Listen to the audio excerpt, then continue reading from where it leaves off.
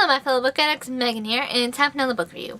Today, I'm going to be talking about Waking the Witch by Kelley Armstrong, and this is book 12 in the Woman of the Other World series. So, we ended the last book with Savannah losing her powers.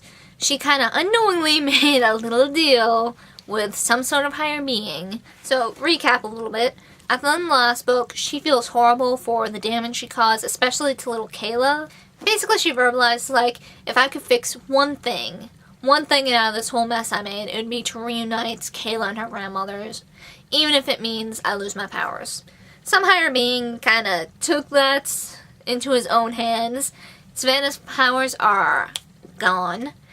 And, yeah, she wakes up, something feels wrong. She tries to cast a light ball spell because she can't see in her dark hotel room, and she can't do it. The spell doesn't take. She keeps trying, and then she remembers those bad choice of words she said, and she just kind of goes, oh shit. So that's really all I can say without giving too many spoilers, because this is the 12th in a series. So if you have not read this far, I suggest you click away now and catch up. So quite a bit happens in this book. It's pretty action-packed, and I had trouble putting it down. Like, really had trouble putting it down. So yeah, we have Savannah without her powers, and she still has this witch hunter on her tail. And apparently a lot of people want to get their hands on Savannah for one reason or another. Like, there's this supernatural movement who wants to reveal themselves to all the humans and just make themselves known.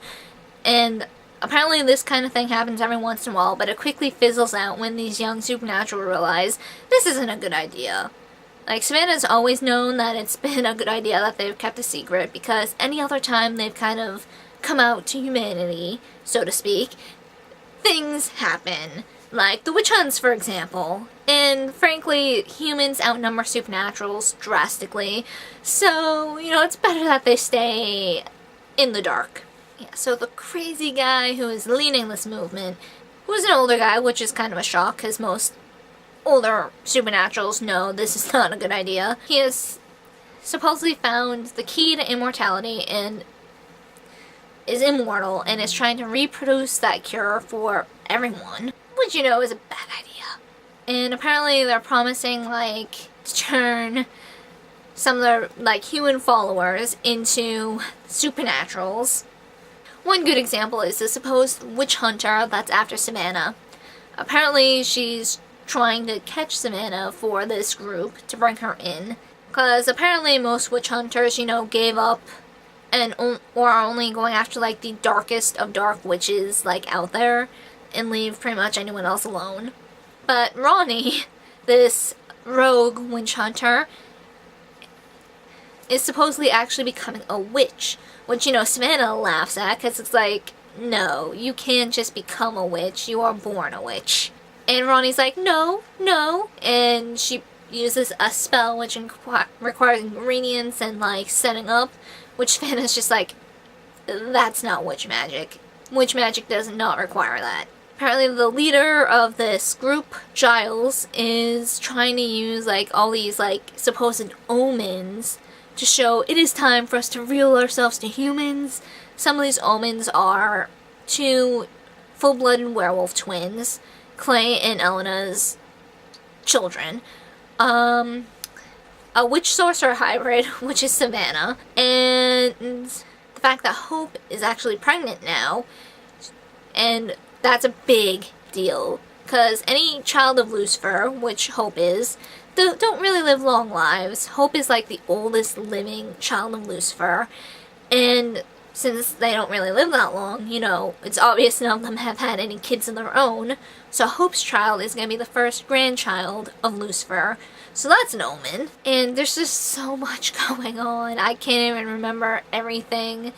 Like, apparently even, like, demons and angels are getting involved in all this, picking a side and trying to, like, tip things in their favor, and it's pretty intense. And, you know, Savannah is really eaten up about not having her powers. She has grown up with her powers, so she relies on them so heavily. So she's pretty much almost useless without them. Though she has found out that under extreme duress, she is able to use her powers in, like, a giant burst, and actually is able to do like very small spells, but at like a really weak level. Like when she actually does simple spells, like light ball and whatnot, it takes her a lot of energy and a lot of time to be able to do it. Like she was 12 years old again, like a normal witch, not like this supercharged witch. So she feels more or less useless, and she's afraid to tell Paige and Lucas and everyone about losing her powers because she feels that she'll be like abandoned because reasons.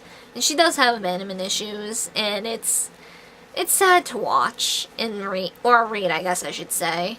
Her and Adam have a huge argument about this, because Adam wants her safe, but Savannah wants to be out there, part of the action. Just, there's a lot.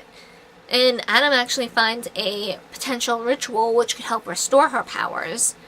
But by this point, which is at the end of the book almost, she realizes, no, someone took these powers away to teach me a lesson, and I kind of want to try and do that. I want to try and learn this lesson, especially since this ritual isn't guaranteed to work. So, yeah, she makes the mature decision, which was pretty surprising considering how reckless she can be. And, oh my god, I know I'm not talking about so many things, but there's just so much going on that this video would be far too long if I went into everything. But let's just say things didn't get seriously real in the last book.